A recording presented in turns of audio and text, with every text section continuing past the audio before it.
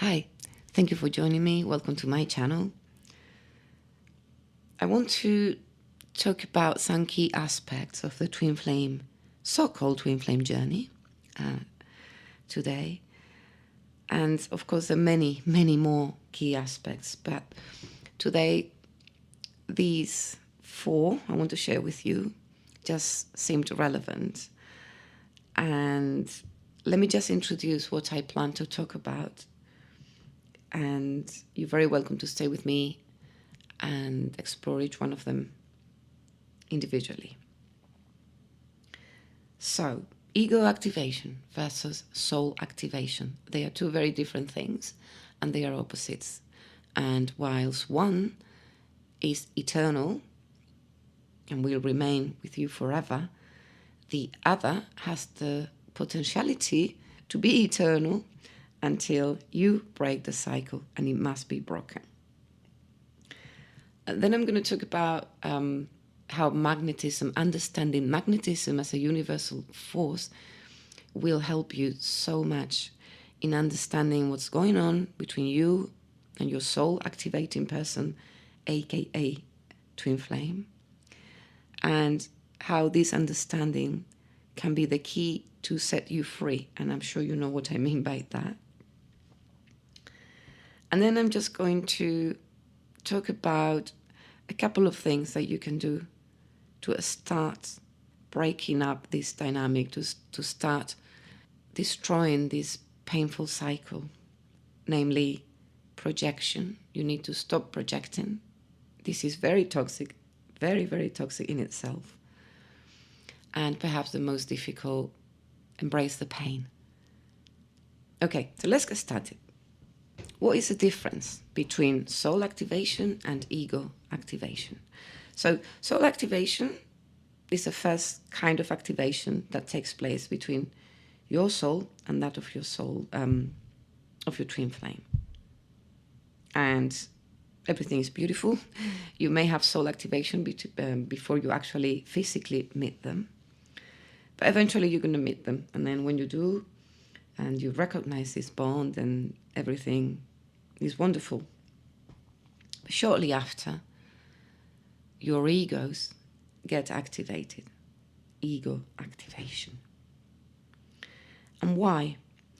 Well, because the ego, which by the way, was put there in your consciousness, not by you, but by whatever forces want control over you and don't have your best interests at heart, so to speak. Its main function, the ego's, is to abort union.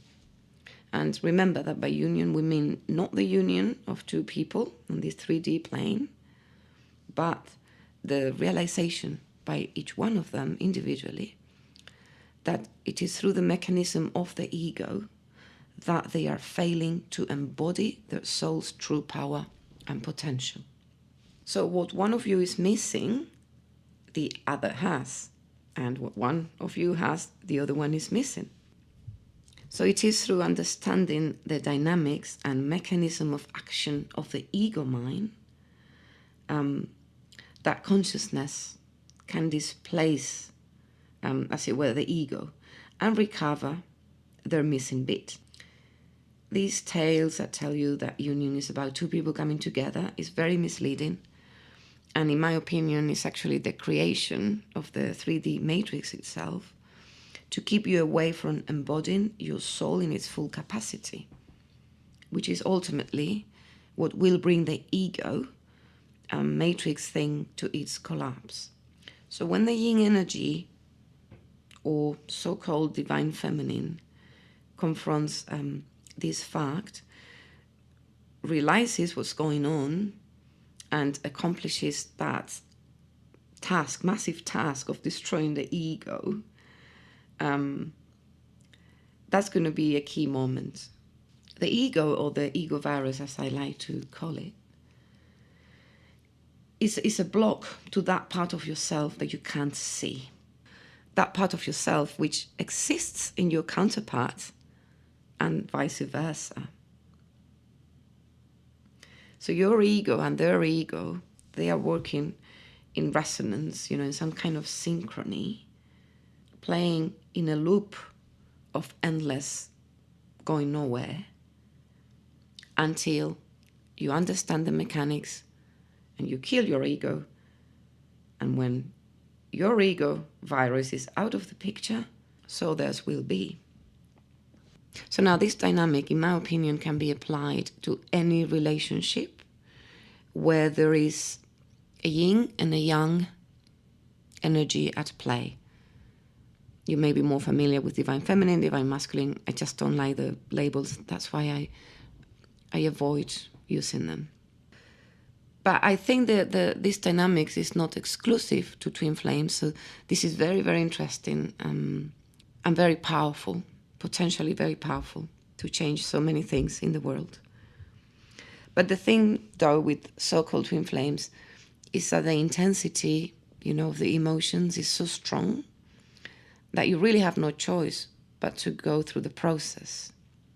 So when you are in a similar, same dynamic, yin-yang dynamic, but such a strong pull is not there, then really it's much more difficult for union, to take place.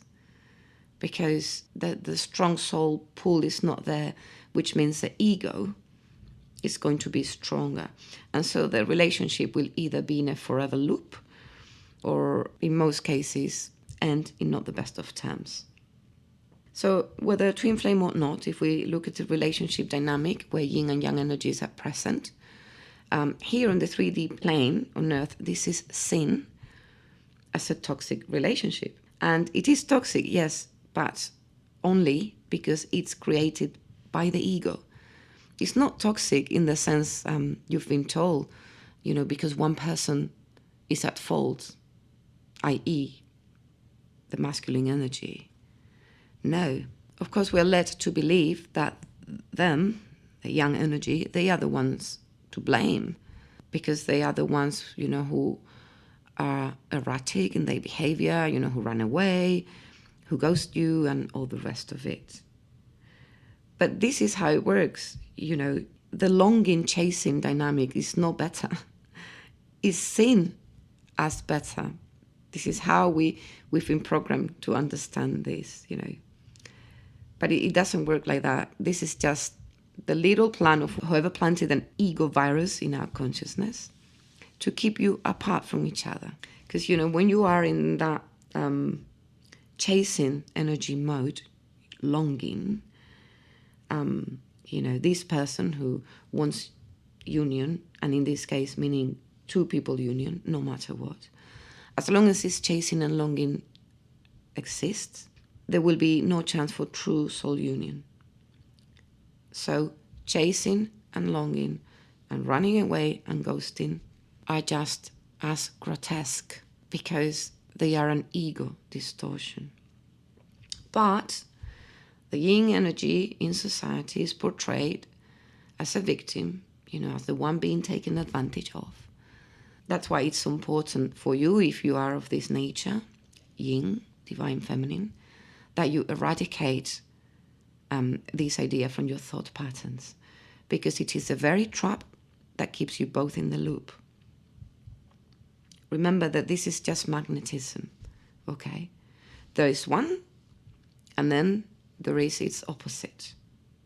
And sometimes it's difficult to see how the ego is at play, how, these yin traits, yang traits get exaggerated, mocked, ridiculed by the ego. And so it's easy to just take things at face value. Oh, it's their fault because they've done this to me. How dare them? And then you just perpetuate the cycle. But remember that as long as you are in that chasing energy, longing energy, you don't need to be actively chasing them to be embodying that energy. It is your very energy that is pushing them away. And this is so because of an understanding of love through the 3D matrix concepts, which starts with putting labels to love, categorizing love. And of course, beginning with romantic love. So as long as you continue to view this experience from the romantic love perspective, you'll be trapped forever. You're signing up for forever entrapment. And so let's explore magnetism a little bit further. Yes, yin-yang dynamics can be applied, in my opinion, to any relationship, not just reserved for so-called twin flames. And so to me, just like twin flames are a play of yin and yang energy dynamics, soulmates are two people of the same energetic nature, so two yin-yin and two yang-yang partnerships. This is just my opinion.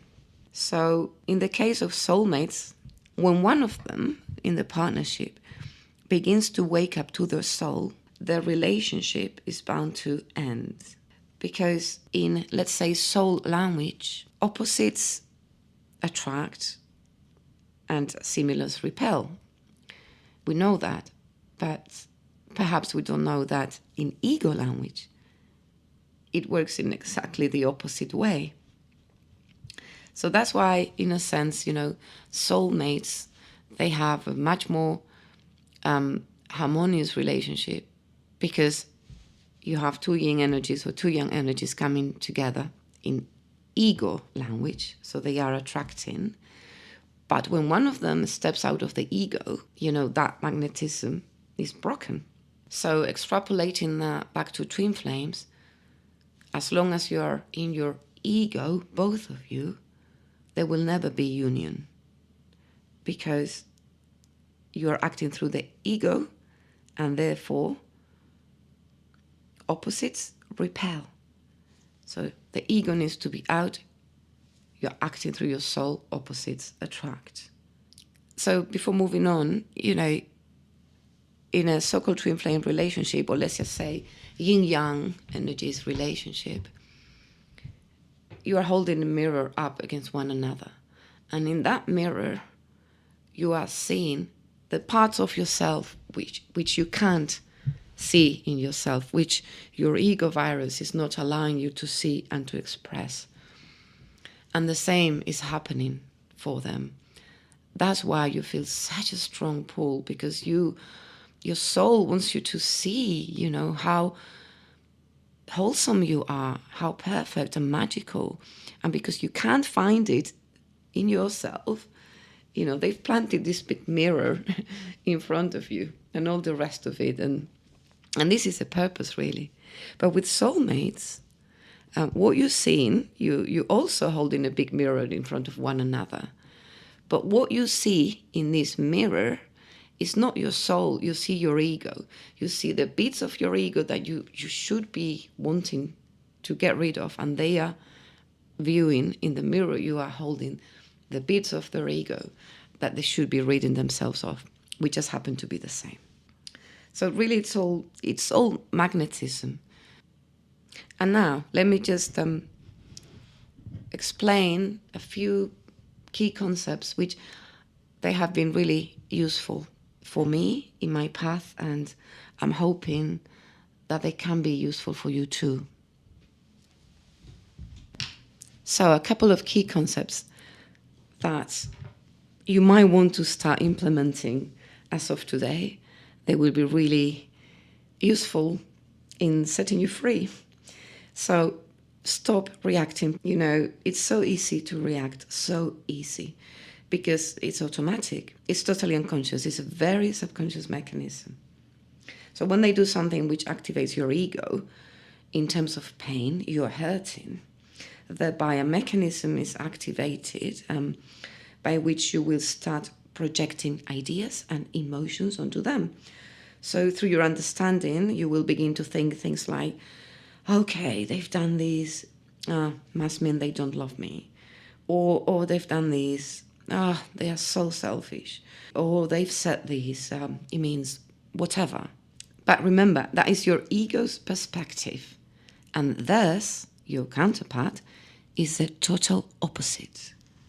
So whatever makes you hurt is a fantasy. It's not real.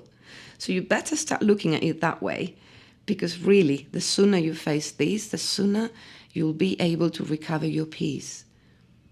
It's not going to be what you want it to be. this thing is not. It's going to be what it is. And what it is, well, it's not about romantic love. It is not about you getting together with somebody. It is, you just want out of the situation. Because out of the situation, this means in towards a new situation, which is that in which you will be so happy and content with your life when you're able to find this bit in yourself that you have been lacking all your life. This is what this is about. So you're just going to have to be somehow practical and let go of romantic ideas and understand again that this is a game of magnetism. And you may be wondering, where does love come into play? Well, in the sense that you are a soul being and you embody love. And the love that you have felt for partners and people in the past, that was your way of looking for that part of yourself which would make you whole. And this is what the twin flame thing is about, finding that part and integrating it with what you already got, and which will allow you to experience love when you are totally on your own, the most beautiful love, you know. And how difficult is it to come to terms with this idea, you know, when we've grown up believing that we need somebody else, you know, to complete us, to be in love. But you don't, because you see, you are them, and they are you, and me, and everybody else. We're all, think of a little beautiful, loving, you know, fluffing monster, a bit like in the never-ending story. And this fluffy monster has billions of little legs, and we are all one of these little legs. Maybe when it comes to twin flames, the two of us are just one of these little legs. That's possibly the case. But anyway, when you are in that energy of complete self-sufficiency, then you're able to experience love and share it with other people if you so wish. But it's coming from within your soul. It's like a celebration of who you are, of who you both are. But you're all ideas, okay? They must go. And how do you do that? I know it's difficult. I know, because I did it. and at the time, it was the most painful thing I've ever done consciously. It was the most painful decision. Something I felt that went against me. But in fact, it went against my ego. And I've done it. I did it. I wasn't sure whether I should do it or I shouldn't, and I did it. And it's the best thing that I've done. So you can take it from me now, because I've been there. Just do it. Let go bravely, fully, lovingly towards yourself. And enjoy the process. It is a beautiful process. Your life will change in ways that you never thought possible. And this brings me into the other key aspects I wanted to explore, which is, don't try to escape pain when you're in pain. Just let it be. Let it do its thing. And that's the first step, and such a big one at that. But yes, it's difficult. You know, how do we do this? How do we do this? Because when we are in pain, we just want to stop feeling the pain as soon as possible. And this is when the ego activates. And you go, oh my God, I've done this. It's unacceptable. And by 3D matrix standards, they've done this to you, so they've wronged you. But remember, these are all projections. They are not even real. The situation is what it is, okay? They loved you, they say they loved you, and now they haven't been in contact for 2 weeks. Okay, that's just a fact. That's what it is. Don't add any emotional charge to it, or any thoughts or ideas that interpret the situation. Stop interpreting the situation. The situation is what it is, exists as is. Interpretation is just one-sided, it's yours. And it's wrong. Okay, that's guaranteed, it is wrong. So when the pain comes, okay, I'm in pain. I'm in pain because my ego is in pain. Why is my ego in pain? because my ego doesn't want to die, because if it dies, then my soul comes out to the surface and we can change the world, it really goes that far.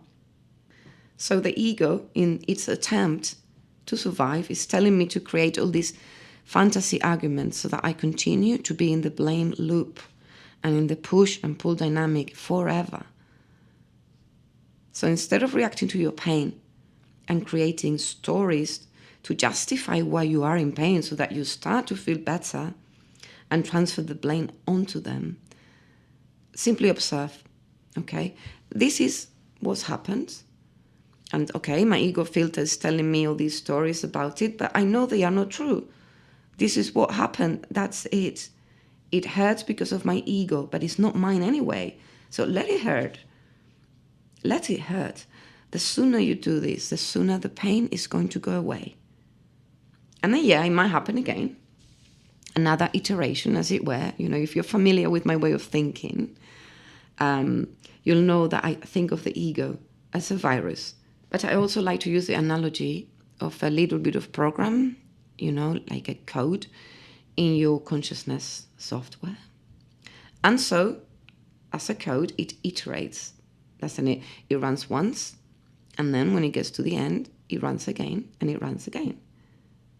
But every time it runs, if you're not engaging with it, and if you start to separate yourself from the ego, the program will run less and less efficiently.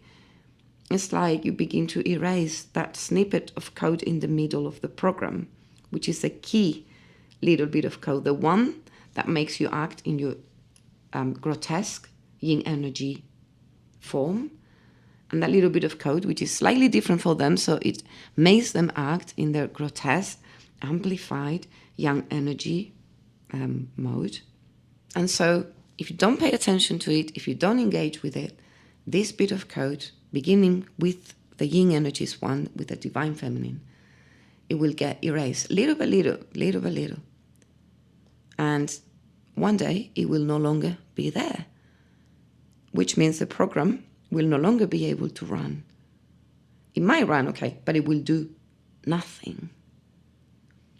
And this will mean that for the other person, the yang energy person, the masculine energy person, their bit of code will have no counterpart to play with, to be fueled by, and will also disintegrate eventually.